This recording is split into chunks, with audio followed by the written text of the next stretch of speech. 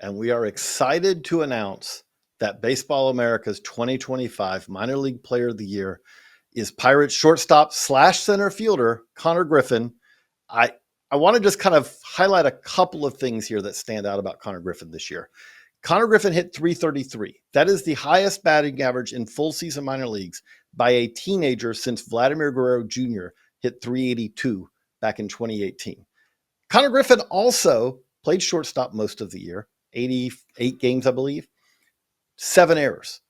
There was only 3 teenage shortstops, 75 more games this year, who had 10 or fewer errors. Konnor Griffin was one of those. And by the way, doing it while making some sensational catches, some plays that you just want to, watch over and over and over.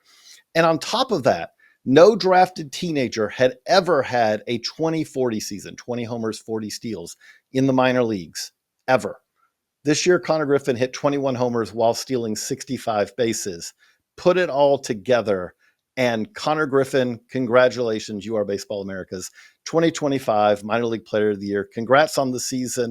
And just what has the last year been like for you? At this time last year, you're just coming out of the draft, and here you are, you're in Double-A, and just coming off of a thrilling playoff series. Yeah, it's been a crazy year, but I'm super thankful for the Pirates for taking a chance on me last year's draft, and it's been a heck of a year. I learned so much about myself. I really feel like I grew as a baseball player, and now I'm back home and get into the off season, take some time off, and get ready to keep going next year. Hey, Konnor, Geoff Pontes, got the opportunity to obviously meet you or, chat with you a little bit last week out in Altoona. Great series that you had there. Unfortunately, you guys came up a little short against a very talented Erie team, but I think you hit 600 during the series, so can't be too angry about the performance. But we talked a little bit when we chatted about, just sort of the adjustments you had to make in low A, and then, getting up to high, getting up to Double-A. Your numbers in your line in comparison to your peers actually improved at each level. So talk to me a little bit about making those adjustments and dealing with some of that adversity. Yeah, I just think experience is, the most important thing. As the season went on, I felt like I continued to stack up good days and, become the hitter and defensive player that I became. And there was always something, a different challenge every day that I was trying to overcome. But the main thing is just making sure I show up ready to win, ready to compete every day, and try to find some way to grow as a player. But there was always something, and with the hitting side, just making sure to be consistent. That was my biggest thing. Continue to show up and be consistent, be who I am every day. And then defensively, at shortstop, it was kind of big mentally for me, just making sure I'm focused every single pitch, and just giving it my all every time I'm out there. So just try to be the same player at every level and continue to do what I did. Konnor, we kind of like to pour over swings, look at all that. But one thing that jumped out to me probably the most looking at your swing from high school to now is just how physically different you are. How much has that kind of been a big part of your, adjustment to pro ball? Like physically, it looks like you really kind of have filled out over the past, 12 to 16 months. Yeah, I think when I got drafted, I was right around like 210 pounds, and now I'm up to about 225. That's what I got to going into spring training. So I think that was a huge jump for me. I started swinging a 33 and a half, a little bigger bat than I was in high school. I started being able to use my legs more, just be in the ground, and then I always had the power, but it's just being consistent with the power, and that's what eventually came from that. And it was a great off season last year. I trained really hard, made sure I was eating well, and I wanted to get to spring training at 225, and that's what I did. And I think I benefited from it really good. Let's dig in a little deeper, because you talked about this with me last week as well. Working with your dad in the off season on your swing and cleaning up some things. What sort of stuff did you guys focus on and clean up? Yeah, we focused a lot on the lower half, making sure I'm staying on my backside and not jumping out of it. Didn't want to make 95 feel like 100 every time I'm in the box. So plus it helped me see the ball a little better, have more time, and then just really focusing on direction. In high school, I think we talked about this, that I was arm barring a little bit, made sure to try to be a little shorter to the ball, and then just maintain a good direction, and then it really worked out for me. So I'm going to continue to hammer down those things. I'm super thankful for my dad, who's helped me get to where I'm at, and we're going to continue to work this off season and try to continue to get better.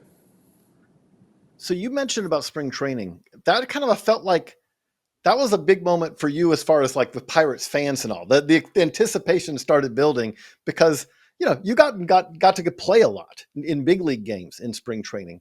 How important though was that for you also? You got to make some plays. You got to get kind of that feel of what big league spring training's like. Did that kind of springboard you into the season? Yeah, I think that was the biggest part of my season was spring training. Not even playing in the games, just being every day with the big league staff, the veterans, and just trying to figure out how to become a pro. And it was really easy sitting there watching guys like Paul Skenes and Andrew McCutcheon. Just watching how they go about their day, and I learned a lot at big league camp and getting to the games and play a little bit in front of the fans. It was awesome. Got to kind of make a name for myself, and then I continued on to my season, and I think it really prepared me for my first year was being at big league camp. So it was a great experience for me. Now in spring training, you did a lot of playing in center field, and then obviously as the season went along, you played much more at short. So did a little bit. Got to play both though. Still played both. One of the things that stood out to me about you at shortstop, which maybe it's because of center field. I don't know if it's wide receiver background. Do you have? I don't know if you have that in your background or what. But your tracking of balls over your head at shortstop. A lot of guys, they kind of that's a tough one for them. That seemed to be something that you almost like embraced, was seeing that pop fly that was going to end up in short center or in short left field. Is that kind of like, where did that come from?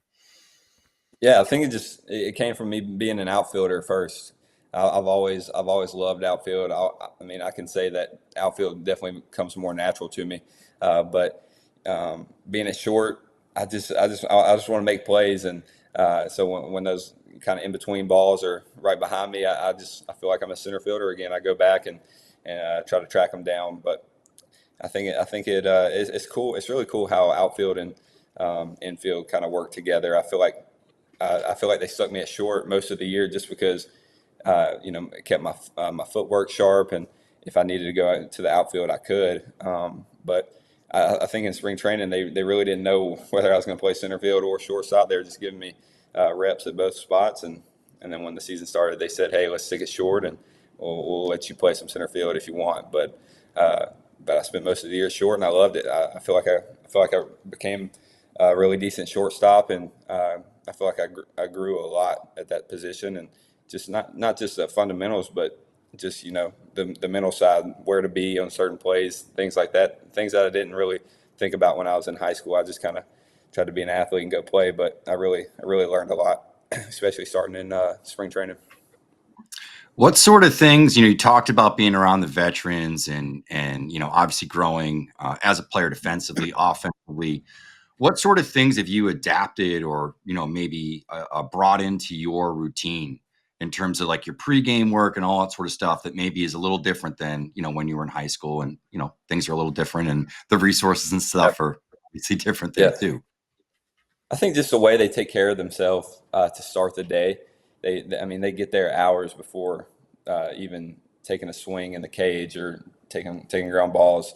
They're there. They're getting their body loose in the gym, and I think that's something that I learned that helped me feel great all year was having a good activation workout. And I remember watching Paul Skenes sit outside in the grass and stretch and do things for an hour to 2 hours before he even started to pick up a baseball. So I think that stuff is really important. It gets your mind right, gets you locked in for the day. And I think I added that stuff to my routine, and it kind of helped me feel good, helped me feel consistent every day, knowing that I was doing the same routine every time I showed up to the field. Konnor, the other thing I just want to kind of end this with is on my end is thank you for joining us. But we've had a few high school players of the year who've also gone on to be our minor league player of the year. Joe Mauer, Byron Buxton, Bobby Witt Jr., Jackson Holiday, and now you. That's a pretty good group to be part of. I did want to kind of ask you with that. Who did you grow up kind of like? Who is your player that you kind of watched as a kid and said, I want to be like that? Yeah, it's crazy to say this, but I loved watching Ronald Acuna Jr. play. That was a guy I loved watching. He Another minor league has player a of lot the of, year. yep, a lot of energy. Swings it, has a heck of an arm. So I just love watching how he played the game. And I was a Braves fan growing up. My dad's from Georgia, so he always had the Braves on at the house. So that was definitely the guy I loved to watch. Konnor, last one for me at the finish line. You mentioned Skenes. Do you keep in touch with him? And if so, I mean, I know Paul has been brilliant up in the major leagues, but is one of those intense gamers. And Yeah. he's going to tell us, as we've talked to him, say like last year at the awards for Rookie of the Year, that he loves the win and obviously the individual accomplishment, but he's like, not good enough. I need postseason ball, and he hasn't seen that yet in his first couple seasons. So if you have spoken to him, do you guys talk about what the future could look like in Pittsburgh?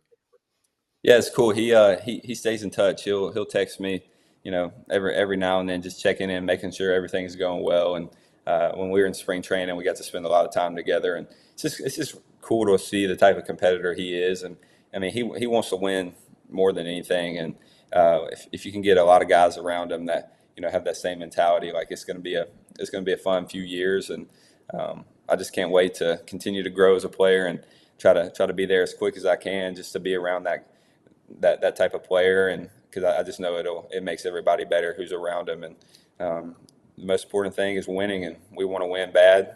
It was cool to be in AA and make it to the playoffs for the Altoona Curve for the first time since 2018. So I got my first taste of that. I mean, the fans, even in AA, were so excited that we made the playoffs. Like, I can't imagine getting to Pittsburgh eventually and then doing the same thing. So that's definitely the main goal. But I know there's a lot of work to be done. I'm gonna continue to grow as a player and continue to work hard and see what happens. Great answers. Awesome to have you on. Congratulations, Konnor. Thank you so much for joining us. Congratulations on the award. Thank you. I appreciate it. Thanks for believing in me. Yeah, thanks for joining us, man, and congrats again on a great year. That's Konnor Griffin, who also happens to be on the Baseball America 2026 Prospect Handbook. So awesome conversation, and we can just wrap it up here, JJ, with some final words as we see there. Connor's getting a lot of love via Baseball America this year. Right.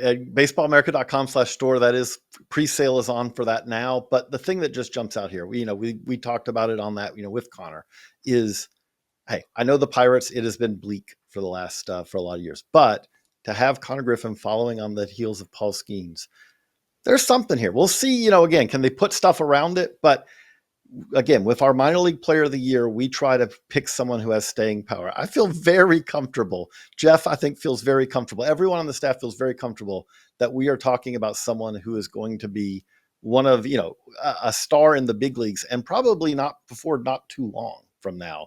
He has so many different ways to impact the game. I love how he said he can be a center fielder, he can be a shortstop. He loves both. That's not a whole lot of guys can just move back and forth between those two positions.